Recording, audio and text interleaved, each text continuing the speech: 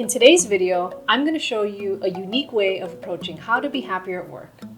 We'll start by explaining the 4 main factors that affect how you feel about your job, and then I'll teach you how to use those 4 categories to rate your work.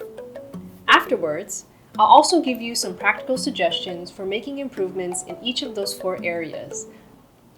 I'm Stacy from Keeping Up with the Changs, and we're going to show you how to be happier at work.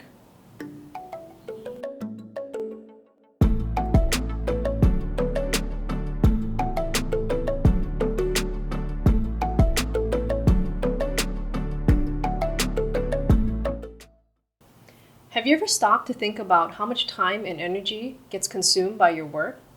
Most of us put in at least 8 hours a day, but it's not just the time between when you punch in and when you clock out.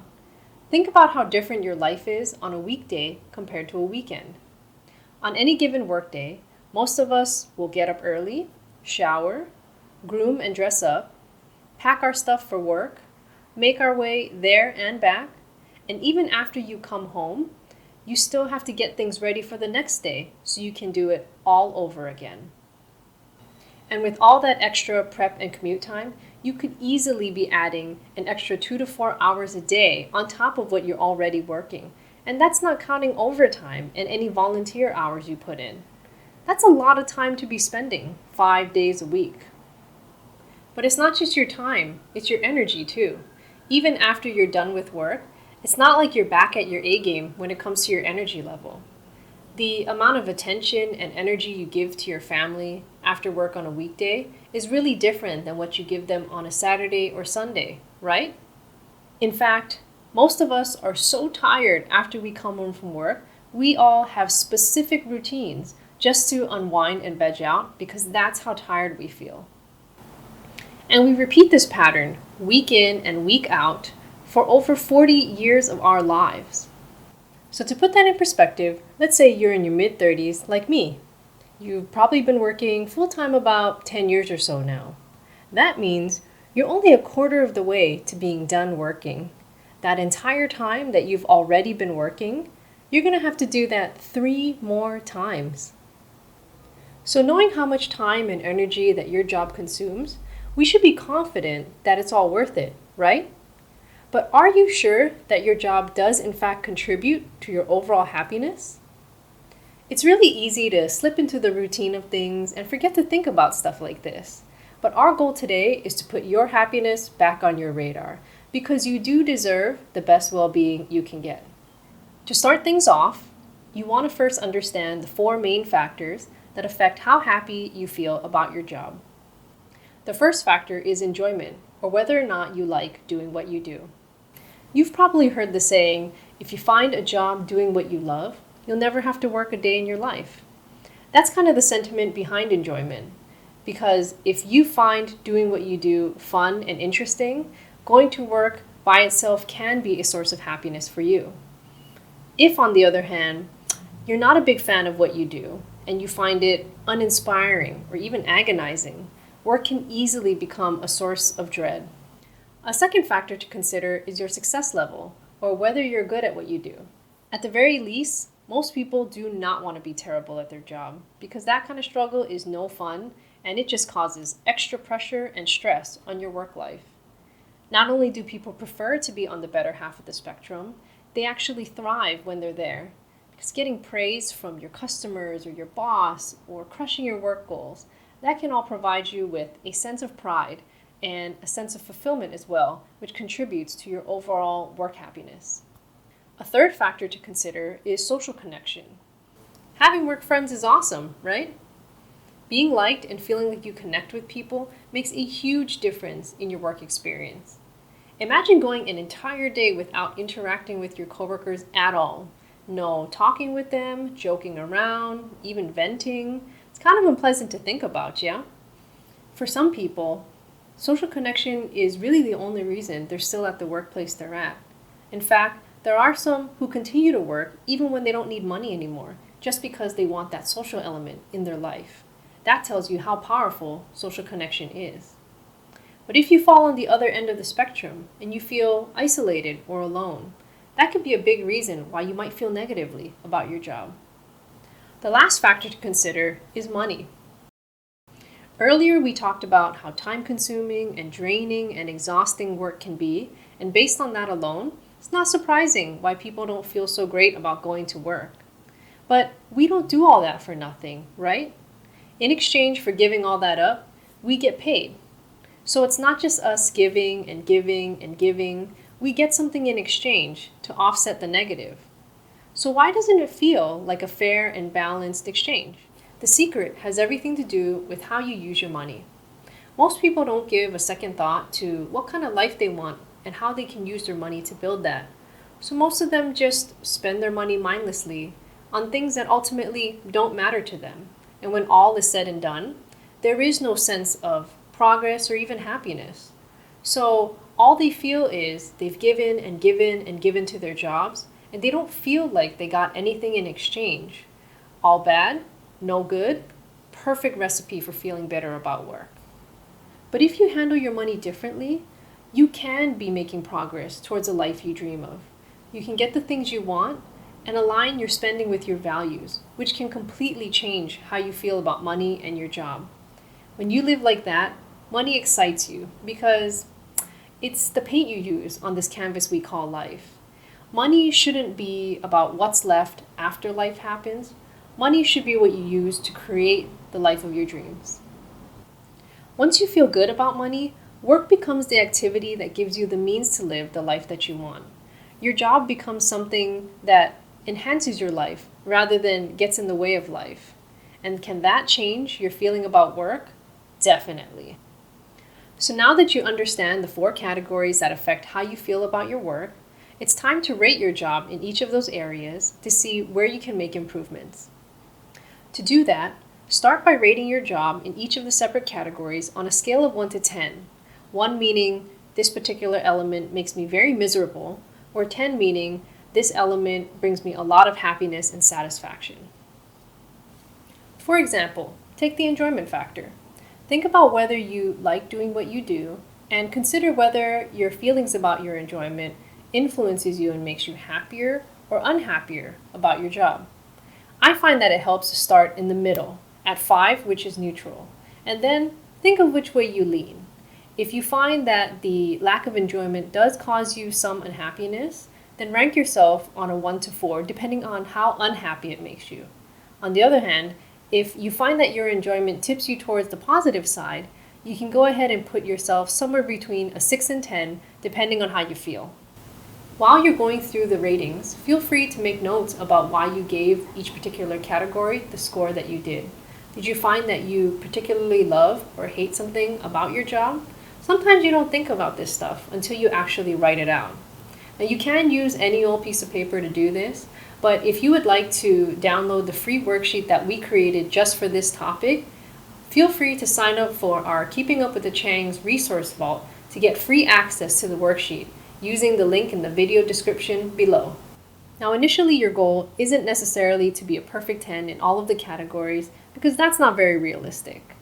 Your main objective should just be to get out of the bottom half of the spectrum for all 4 categories because you don't want to be at a job that brings you down more than it lifts you up. Once you do get out of the bottom half in all 4 categories, if you decide that work is where you want to focus on finding your happiness, then go for it. Make the improvements you need to try and aim for a 10 in all 4 categories if you so choose. Now, as you're rating your job, giving any category a 1 means that that element makes you absolutely miserable about work, which should be rare, but can happen. Having a 1 is a pretty strong indicator that that element of your job is very toxic to your well-being, and you should really put a lot of effort and thought into making improvements in that area, or maybe even quitting your job. Please don't put in your 2 weeks notice just because you did this exercise and got a 1. Whether or not such a drastic move is the right thing to do depends on a lot of factors and requires very careful consideration. But at least doing this exercise will help you get an idea of why you're not happy with your work and give you some important food for thought. After you finish your ratings, I also think you should spend 15 to 30 minutes going online and doing a job search and kind of looking around and seeing what's out there. If you rated your job very low on any of the categories, I really want you to pay attention to your feelings as you're doing the job search. Because if you find yourself overwhelmed with a feeling of relief or excitement, that could be a very good indicator that the ratings you gave were accurate. Even if your job rated well in all 4 categories, it's still good to remind yourself that there's options out there, and hey, you might even discover that someone else is paying a lot better, or you can have a better commute doing the exact same job. One last thing about this rating exercise, be sure to repeat it every so often. Both you and your job will naturally change over time, so it's not a bad idea to repeat this exercise to make sure that a disconnect isn't developing. Just add a reminder to your phone or calendar to check this video again in a year or so, and reevaluate how you feel about your job again then. So let's say you finished the rating exercises and found that there are some areas you can improve on. Let's go through each of them and give you some suggestions, starting with enjoyment. Of all 4 factors, enjoyment is probably the toughest to improve, because for the most part, you either like what you do or you don't, and there's not much you can do to change that. And trying to find a job that you actually enjoy doing every single day is a very tough challenge, mainly because enjoyment is a very inconsistent emotion. Most people don't realize that they only enjoy what they enjoy if they get to do it when they feel like it and on their terms. Take baking, for example. Some people find baking to be a lot of fun, but is it really that fun when you're doing it every day at 4 a.m. in the morning, when you have the pressure of time constraints and quotas that you have to pump out, when customers and bosses are very critical of the product you put out, when you're running around lugging 50-pound bags in a hot kitchen? The truth is, things as a hobby are not the same as a job. So one strategy you can try that doesn't involve changing your work duties is to just add some balance by incorporating activities that you do enjoy into your workday, even if it's not an official part of your job duties. For example, let's say you enjoy planning parties. Perhaps you can offer to plan the Christmas party or head up the birthday committee. Maybe you're a reader. In that case, maybe you can start a lunchtime book club or even manage a small library for the break room. If you're really set on finding a job where enjoyment is a part of your day-to-day tasks, then I would recommend focusing on job duties and job elements rather than the job title. Let's go back to the example of someone who enjoys planning parties. You don't have to limit yourself only to opportunities that literally allow you to earn by planning a party.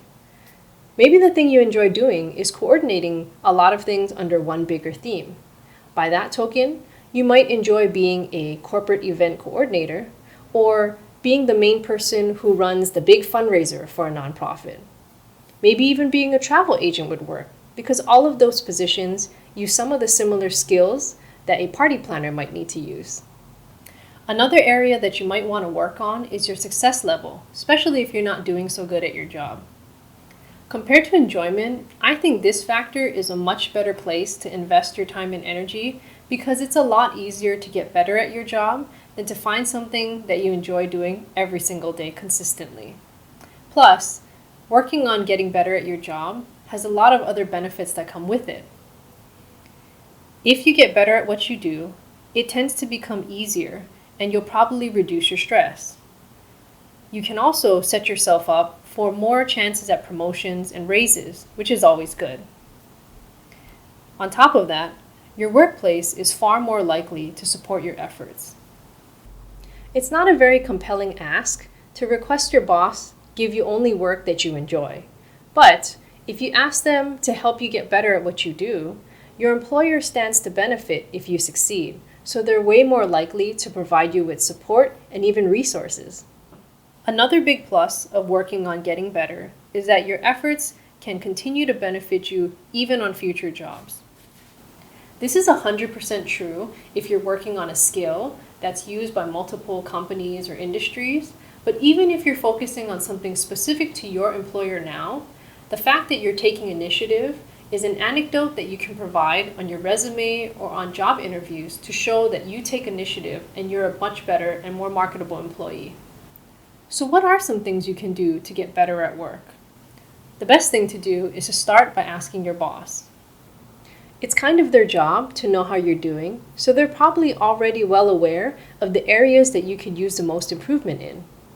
They also have the most insight on what your company is looking for, so they can guide you in the right direction that's more likely to lead to promotion opportunities. Plus, involving your boss puts your efforts on their radar. If your company knows that you're trying to get better, they're definitely going to pay a lot more attention and they're more likely to notice when you actually succeed. Another thing you can do is to find a mentor or role model who's successful at work and ask them for tips and suggestions. Let's say you struggle with something particular at work. Find someone you know who excels in that same area and tell them about your challenges or find out what they do differently than you. You could even talk to a manager or supervisor in an area that you want to move to or get promoted up within. They can give you great advice on how you can improve in ways to shape you into the candidate that they would be looking for the next time a job opening comes up. Now I know, it can be a little scary to approach people, but I assure you, if you come from the right place, most people will be really flattered that you look up to them enough to ask them for their advice and insight. A third technique you can try is to simply expand your knowledge on your own. Thanks to the internet, there are 1,000,001 ways you can learn new skills or improve on old ones. You can read up on blogs, listen to podcasts, look up YouTube videos, try out free online courses, or go to your library and look for other resources that can help you. And this is available for any topic you can think of. Time management, communication, customer service skills, coding, anything you can think of, there's a way to learn. Now, if you're going to go the route of self-study, I recommend keeping a list of the resources you used and what their main points were, which you can refer to when working on performance reviews or job interviews. Next up is social connection. Connecting with people is pretty much putting yourself out there and taking a genuine interest in other people and the things that matter to them. If doing this is something you struggle with, you may want to check out a book called How to Win Friends and Influence People by Dale Carnegie. In the book, Carnegie talks about different speech patterns and behaviors that you can adapt to demonstrate to others that you're open, friendly, and willing to establish a social connection with them. Sometimes people take on habits that make them come across as standoffish, even if they don't mean to. This book can help you identify those habits and quirks and help you make adjustments so that you set yourself up for more success socially. Another tactic I use to build up social connection is to win people over with desserts. This is totally one of my favorite ways to connect with people. Start off by getting a dessert that's preferably unique, representative of you, or hard to get, or even better, all of the above. For example, I like to go with Hong Kong buns, which is a pastry you can find at most Chinese bakeries in Chinatowns. I'm really familiar with it and it's perfect for me because I'm Chinese. Then, get to work early, but don't just throw your dessert on the communal snack table. Make an effort to go cubicle to cubicle so you can offer some to each coworker. This gives you the perfect opportunity to meet with new coworkers and talk to old ones. Make the effort to linger around and chat because the whole point is to build up connections. Since I go with a dessert that I'm really familiar with, it's really easy to start off the conversation. I can explain what is a Hong Kong bun, where can they find them, which bakeries have the best ones and why. I can even give great tips on how to find good parking in Chinatown. Then, of course, I ask about my coworker. If they're new, I might ask where did they work before they came here. If they're an older coworker that I'm already familiar with, I can ask them about their family or other interests that I know they have. Dessert makes people really happy and totally gets them to put their guard down. So I absolutely recommend it as a great way to get connected with your coworkers. The last factor to talk about is the money factor. Earlier we talked about how the whole point of working is to earn money so you can create a better life for yourself than you otherwise would have had without the income, right? Well, to feel good about your money and your job, you need to get to a point where you're happy with your money and what it's doing for you. One thing we know for sure is that it's very difficult to get to a point where you're satisfied with your money choices if you don't even know what really makes you happy. You'd be surprised how few people give that question serious thought. You say you want a better life, but what does that mean? What I define as a good, happy life is probably different than what you would define, and of course that's different than everyone else's definition. So this isn't a question that someone else can answer for you. You would have to figure that out for yourself. A great way to explore that question is to create a vision board. A vision board is essentially a collage of pictures and words and colors that kind of represent the feeling or what you want to achieve. In this case, you want to choose things that are representative of the happiness you're looking for. What kind of life do you want to live? What kind of values do you want to live by? What would you enjoy doing? In other words, what would make you happy? Here's an example of one I created for myself. Now, I love reading and board games, so you see that they have a spot. And for me, physical health and mental well-being are also an important part of living a good life, so there are pictures representing those as well. Another element that's important to me is doing more to connect with and also to service my Chinese culture. So you'll see representation of that on my vision board also. Basically, these are the pictures and words that struck me as conveying the sense of how I want to be and the life I want to live. Now you can easily create similar vision boards using free sites like Canva.com or even Pinterest. They're quick to use, easy to learn, and very flexible. So if you want to add more things or change the layout, it's just a couple of clicks. The most important thing is that you actually go out and start doing this exercise and thinking about what makes you happy, because what you can achieve in life is limited to what you can envision. And by allowing yourself to visualize these things you want, you're essentially giving yourself permission to believe that it can actually happen, and that is very powerful.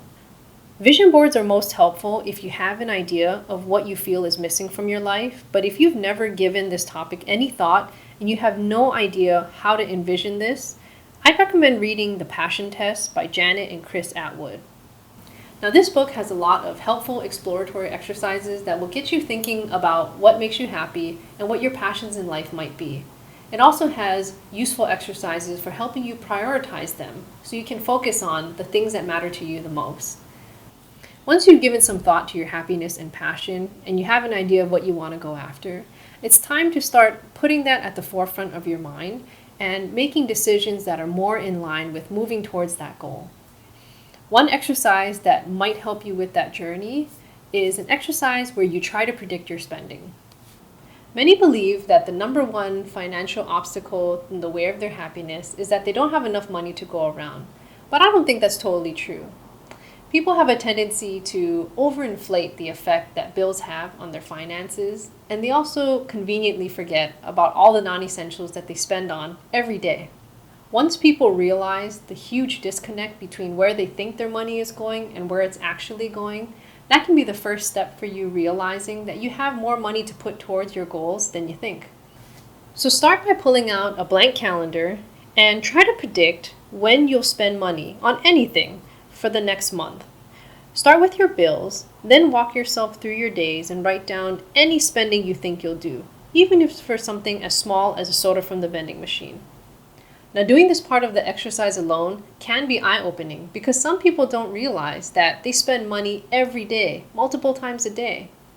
Now, once you've made your predictions, see the exercise through and write down every time you actually spend on those days and see if your predictions match what actually happens. To make sure you don't forget to mark anything down, keep this paper tucked in your wallet so that you see it every time you go for your debit card or grab some cash. Chances are you'll realize that you spend on so many things besides your bills, and realizing this is the first step to making different choices. When you're ready to take charge of your life and make changes, the next thing you want to do is to start setting achievable, increasing goals that align with the life you'd rather live. Now, the key word here is achievable. If you try to do a major lifestyle overhaul and implement radical changes all at once, you're probably going to burn out and give up, which is not what we want. So start with something doable. Let's say you eat out every day, but after giving it some thought and doing these exercises, you realize that you'd rather put the money towards other things that are more important to you, and you want to cut back. You don't have to go cold turkey. You can start smaller and say, I'm going to bring home lunch every Wednesday. That's totally doable. Then, next month, you can increase it to 2 days a week, Mondays and Wednesdays. In reality, you're only adding one more day because you've already got Wednesdays down pat. And you already know you can do it because you did it the month before. Setting small goals and then increasing them regularly is a much better way to make changes that'll actually stick. Just don't forget to set a reminder for yourself in your phone or calendar so that you can regularly increase your goal at the increments you want. We'd love to hear what you took away from this video, so feel free to drop a comment below and tell us which of the 4 areas you're going to work on first. And remember to sign up for free access to our Keeping Up with the Changs resource vault by clicking on the link in the video description below. While you're at it, subscribe to our YouTube channel or like us on Facebook to hear more about our unique take on money and happiness. And don't forget to share the wealth by letting others know about our video so they too can learn how to be happy with their money. I'm Stacy from Keeping Up with the Changs. Thanks so much for watching. Cheers!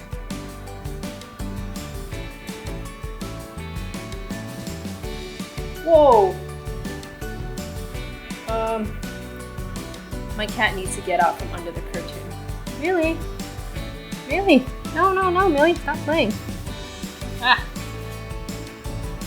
No.